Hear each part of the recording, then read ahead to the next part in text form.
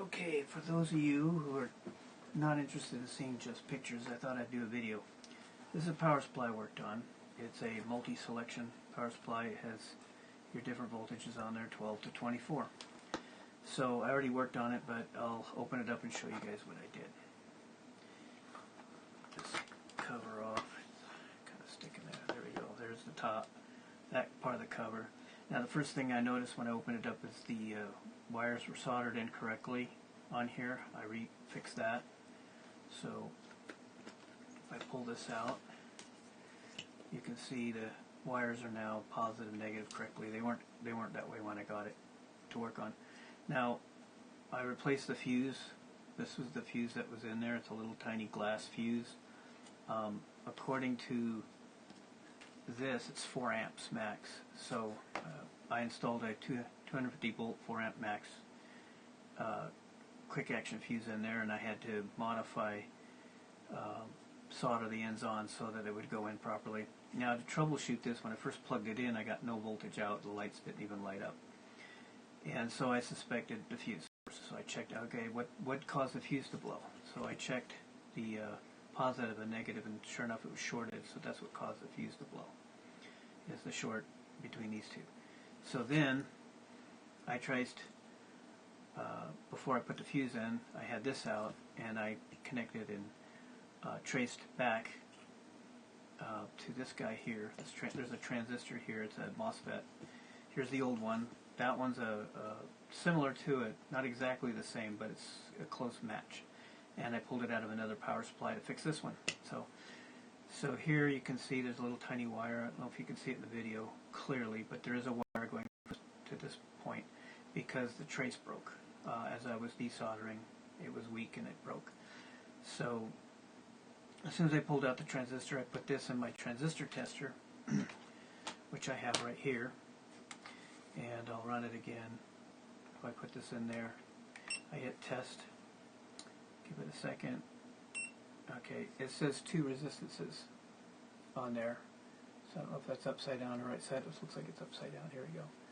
So you can kind of see that. That's incorrect. It should show up as a MOSFET. So I knew immediately that was bad. Plus, if I run a meter on it, pull up my meter. So I got a little I got this multimeter. Put it in the diode function, and you'll see with the multimeter that it's shorted out. So I'll put this in here so you can kind of, well, here, I'll do this. There, now you can see it. Now if I go to cross pin, any pin, it's shorted.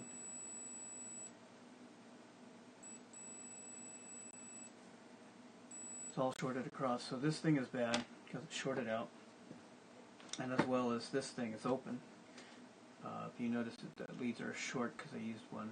See, there's no beeping. So, and you look at this under a microscope or a magnifier, it shows, you can see it's shattered on the glass, busted open on the inside. So there you go. So that's how I found the problem, as I measured that. And first I suspected this, and I measured this, and this was okay. It's supposed to have like a 0.5 something value between the AC and one, like one AC and then one of the outside plus or minus pins. So it's basically 4 diodes connected in a bridge fashion. So once I determined that was not bad, so I went back and found this one to be bad. Looked in my junk pile and replaced this transistor here. And I assumed that was what was wrong because it was all shorted out. And the short there shorted the pins coming to here out and blew the fuse, which is between this connection and this connection. This is the load, I believe, coming in. So that's what fixed it. And so all I had to do was put it back together in its original case and set up here. So put it all back together. I'm not going to plug it in and turn it on. Just trust me that it's working, because that's all it took to get it working, and it was just 2 screws to pop it apart. It's very simple. And so I plugged it in and tested it on some LEDs. I got them to light up. So using the 24 volt side, and it was one that was given to me by my brother. He said it was not malfunctioning. I threw it in a drawer and haven't looked at it. and spent 30 minutes fixing it. So there you go. That's a really cool way of showing off repair. I didn't show an active repair, but maybe next time I'll remember to do that, and I'll do a video on it for you guys. But there you go. So these are the two faulty components. They're trash. I threw them away and then I dug them out so I could show you.